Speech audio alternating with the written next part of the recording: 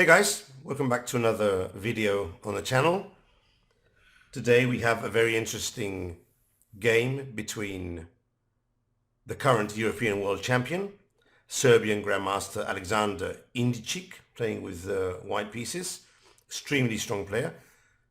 I think the tallest player in the world, or at least the tallest Grandmaster in the world. Not the tallest player, obviously. He's over 2 meters and quite a bit. With the black pieces, Maksim Tsaruk from Russia, a young player. I think he's from 2005. Probably makes him about 19 years old.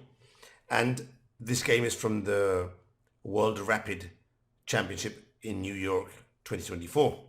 A few days ago, the famous jeans event where Magnus Carlsen was expelled from the tournament after deciding not to change his jeans under the dress code. Something to talk about maybe in another video.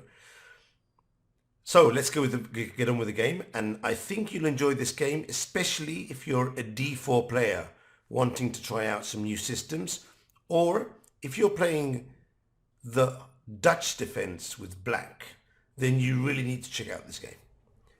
So Indjic plays D4.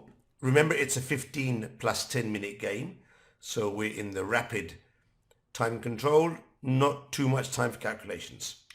F5, and here white goes for bishop g5, which is one of the many anti-Dutch lines. It's tricky because after h6, white plays bishop to h4. Now, if you're a beginner, you already might think this is a bit weird. Isn't black going to trap that bishop with g5 and f4? So Tsaruk plays g5. And Indjic springs his surprise, although this is theoretical. He plays e3. Now the thing is, you can't capture the bishop because of the checkmate on h5. That does allow now white to put a bit of control on the f4 square. So if black plays knight f6, which is the most theoretical move, white can drop back and f4 is no longer a threat. And black has weakened his king side considerably. White can maybe play h4 later on and get a bit of attack going on that side of the board. Tsaruk obviously isn't impressed by this. He is an international master, and he plays bishop to g7, which is very interesting because it also creates an escape square for the king, which means that the capture is now available. But it does allow white to stick in the check on h5. Now, are we prepared to sacrifice our kingside castling in exchange for gaining some tempo later on against the queen? That's the key question here. And Tsaruk understands that it's worth it.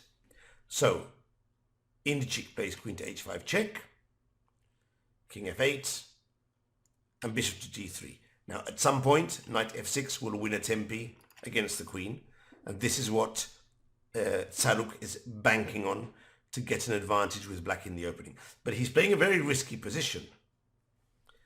Now he goes c5. I actually like this move because it puts pressure on the d4 pawn. There's a tactic hidden on b2 in some variations, and more importantly, with the bishop on the queen on the king side, this move allows for queen to b6 or queen to a5, getting some traction on the queen side with the dark square, with the dark queen, with the black queen. I think c3 is the main move here, trying to construct a wall against black's g7 bishop. I'm unsure why this wasn't the choice by Indjic, who instead opted to play bishop to e5, which I actually think is a mistake.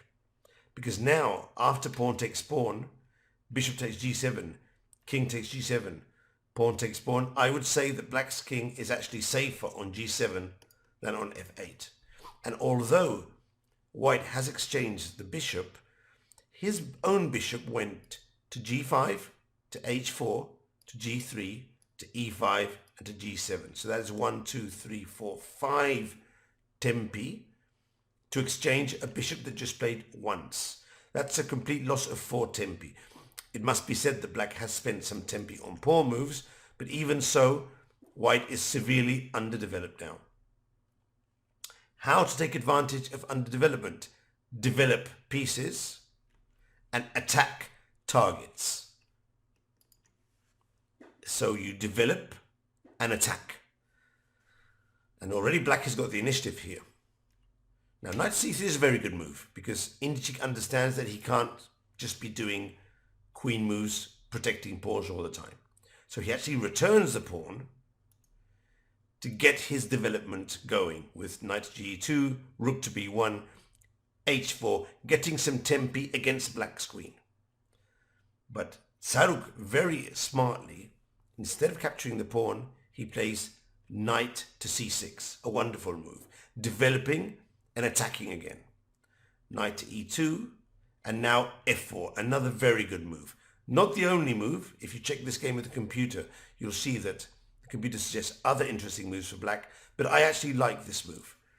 We connect the three pawns of classic connect three, like Nakamura says.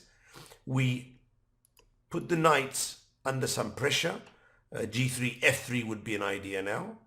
And also we're vacating the F5 square for the bishop on C8. So this is actually a very good move.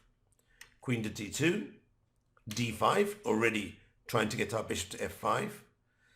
And now I think white has to castle. He has to castle and at some point hit the pawn chain here with G3. Or castle and then get the king to b1 quickly, maybe then knight to c1, b3. He has to find a way out of this. For example, castle, bishop to f5. Maybe now, I'm not sure, maybe king to b1. And if he's in time to get this, then maybe he's still okay. But Indjic played h4, which doesn't really do much. Of course, he's trying to swap here and maybe sacrifice the knight and get some attack going, but it's too slow. Bishop to f5, already threatening knight to b4. Castle and knight to b4. Now, I'm sure Indjic had calculated this line, noticed that he would lose the c2 pawn, but he was trusting his analysis with the sacrificed knight takes f pawn. Take, take. Now he was probably thinking, I'm hitting the bishop on f5, a3 is in the works, bishop to d3 in the works, and also he probably noticed that if the bishop drops back, a move such as rook to h3 would allow for moves such as rook to g3, and suddenly it's black's king, which is now under attack. So I do think that the sacrifice is interesting, and maybe against a weaker opponent or in a blitz game, this might have worked. But not against Tsaruk. Tsaruk calculates and hits on c2, and when white plays rook to e1, hitting the e7 pawn, drops back with bishop to e4. A fantastic move. This is a very well played, very well calculated, and it's the beginning of the end, because now the bishop blocks the rook. If white plays f3, we don't move the bishop, we counterattack with rook to c8, and the main variation would run pawn takes bishop, knight takes a2 check, taking advantage of the pin, king to c2, and now knight to c3, rook to c3, fantastic, and we penetrate with all our pieces and end up winning the game because of the multiple threats on white's king. Now this variation probably wasn't calculated by Tsaruk. He probably just thought f3, rook a c8 and knight takes a2 with a big attack, but he would have found these moves along the way because they're quite sensible and easy to find moves. Indjic, instead of playing f3, went for a3, which is a bigger mistake, because if you go f3, you force your opponent to find the sacrifices. By playing a3, it's much easier. Knight to a2 check, and now the thing is, Indjic actually resigned here because he can't move the king because of the bishop, and king to d2 loses very quickly to queen to b2. So his only move against knight to a2 check would have been knight takes a2. But now, check, only move knight to c3, sacrifice the rook, enter with the queen, and this is a forced mate, which obviously his opponent is going to see. And therefore, Indjic decided to resign immediately when his opponent played knight to a2. Maybe he could have carried on to force his opponent to find the mate, but there's no doubt at all that that mate would have been found, and he probably just wanted to forget about this game as fast as possible. So, as you can see, a young international master taking down a very strong grandmaster with the black pieces, actual European champion, in a very nice and competitive game. So trust your analysis, play aggressively, learn these tricks and traps in your repertoire, and if you're a Dutch player, you can maybe use this bishop to g7 that Tsaruk played in this game with king to f8 instead of the usual knight to f6, which is the main move. I hope you enjoyed the video. Have fun, and see you tomorrow in another video on the channel.